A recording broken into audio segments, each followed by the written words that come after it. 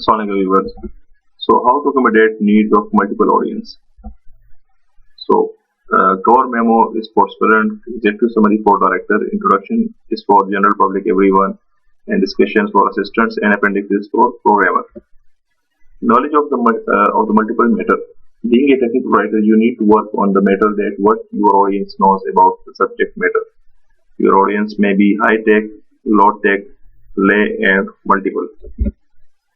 So defining terms for different audience levels, communication with audience with different levels, high tech, low tech, lay or multiple is challenging because each industry has its own specialized vocabulary.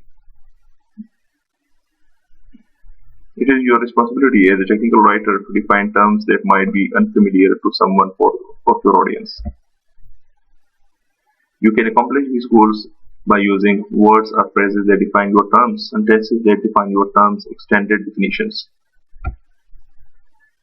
Multiculturalism word has turned into a global village, and so is the business communication.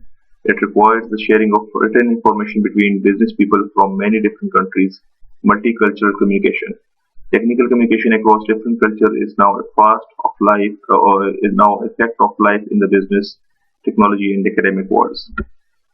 So multiculturalism, basic categories of different cultural patterns, values and beliefs, language use, document development and structure, and legal system.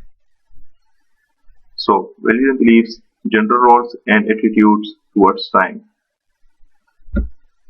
Language use is vocabulary and sentence length, numbers and dates.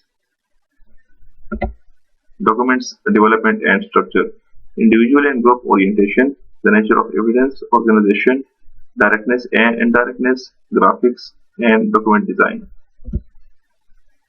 Format, amount of detail, business customs, business protocol, non-verbal communication, punctuality, and bribery. So legal system in foreign countries, you must adhere to local laws. Guidelines for writing or addressing multicultural audiences. Limit your vocabulary. Try to use words that have only one meaning. Define abbreviations and acronyms in a glossary. Avoid jargons. Avoid idioms. Keep sentence short. Use the active voice whenever possible. Be sensitive to the other culture and when creating graphics, have the document reviewed by someone from other culture. Thank you very much. This is all about this lecture. Please subscribe our channel for further videos.